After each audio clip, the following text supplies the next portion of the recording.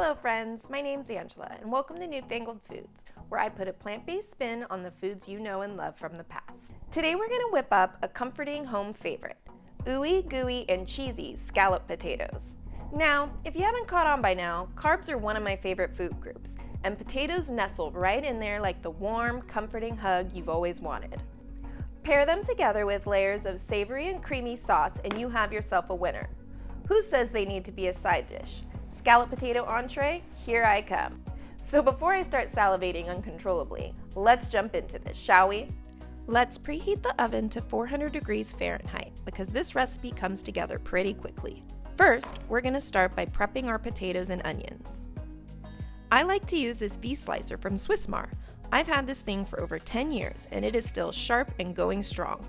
It has an insert that allows you to slice your items in 2 different thicknesses. I find I don't need much more variety than that, so I don't bother with the ones you can dial in. I also really like the V shape of the blade, which I find is very efficient and makes smooth slices. Just watch your fingers, because those blades are seriously sharp. I use the thin setting to slice my onion. First I cut it in half through the root end and peel away the outer skins and begin slicing, holding on to the root. Continue slicing both halves until you get pretty close to the root end. Go slow so you don't cut yourself. If you don't have a slicer, just cut manually as thin as possible and set the onions aside. Now let's get all 4 to 5 of our medium potatoes peeled. I love these little peelers. They're small, lightweight, and super sharp. Once peeled, go ahead and use the thick setting on your slicer to slice up your 4 potatoes. If you don't have a slicer, go ahead and cut manually into 1/8 inch slices. Once your onions and potatoes are prepped, we can go ahead and whip up our cheese sauce.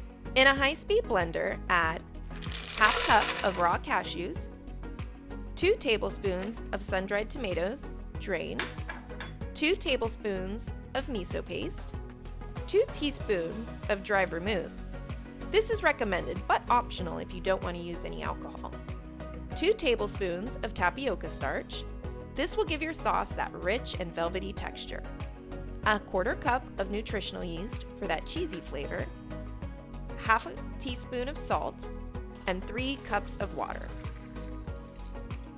Go ahead and blend all these ingredients up until your sauce is nice and smooth.